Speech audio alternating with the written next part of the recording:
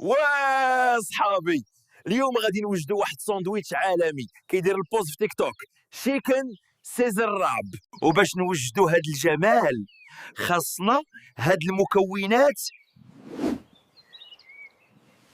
صدر دجاج مشوي مقطع شرائح رقيقة، خس روماني فريش ومقطع، جبن بارميزان محكوك، صوص القيصر، مايونيز، ثوم، عصير الحامض، شويه خردل، كروتونز مقرمشين وخبز تورتيلا ملفوف. ارانا نشمروا على دراعنا ونبدو. دابا غادي نوجدوا القلب ديال هاد الساندويتش: سيزر سالد،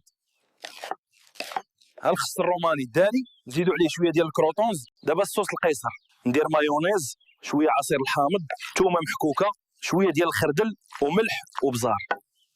دابا جا دور الدجاج،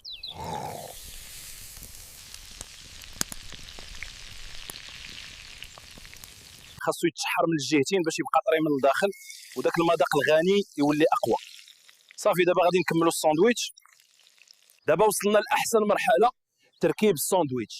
ناخذوا التورتيلا نضعوا فيها الخس والصوص والجبن ونضيفوا الدجاج. دابا غادي نلفوها بحال الراب ونحطوها فوق المقلاه باش تحمص من الجهتين. هاو ساندويتش جاهز باش نتاكلوا في الغابه، لذيذ وسريع. الخس، الدجاج المشوي، الجبن والصوص، كلشي متجانس بشكل زوين. ايوا جربوه في الغابه، راه مذاق لا يعلى عليه. ما تنساوش ديروا لايك، تشتركوا في القناه وتبارطاجيو مع اصحابكم باش نشوفكم في الوصفات الجايه.